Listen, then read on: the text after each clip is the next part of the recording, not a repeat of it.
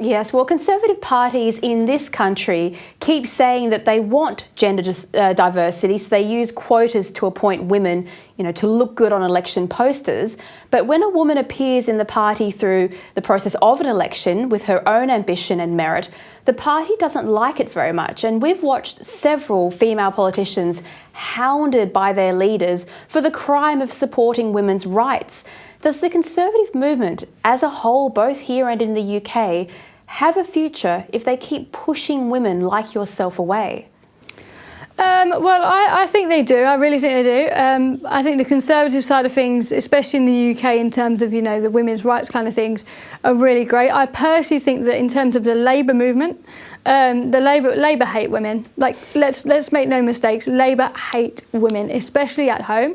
And they use women as tokens. They use us just as a tick box. They don't value us as human beings, which is why I'm against the quotas. But I do think, in general, the problem with UK politics is still very much that private school boys club, and it's always going to be. It's just the way it's structured. So I think it just takes a woman with balls to crack it, and I'm not under any illusion that I'm going to have an easy time doing it.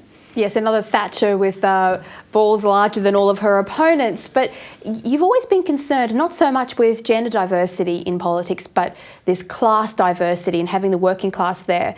And in one of your tweets, you noted that, and I quote, 25 to 30-year-olds mostly go to Oxbridge and then work in think tanks or as parliamentary staffers.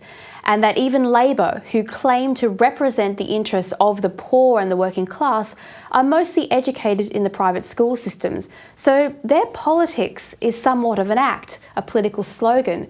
Sophie, does any political party speak for the working class today and their interests, or is there anywhere for the working class to even cast their vote?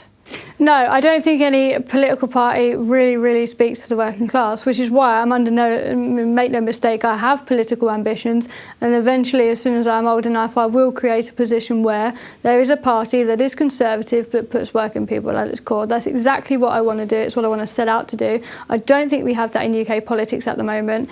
And, look, there was one really significant time in the UK's history where the working class had the opportunity to vote, and that was Brexit.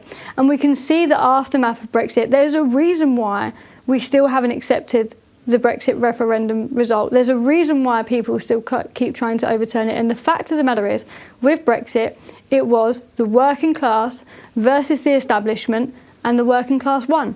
And that is why they still haven't accepted the result, because they cannot accept that when you give working people the opportunity to vote, they're not going to vote for your weird socialist ideals, right? When you give people, and that's something that Margaret Thatcher always, expressed, when you give people the right to vote, and you give people the right to choose, they're most likely not going to choose socialism, and especially working people. And that's pretty much what we saw with Brexit. The working people rose up against the establishment and they won. And ever since then, all we've had is, they didn't know what they were voting for, they were too stupid, we should never have given them the opportunity to vote.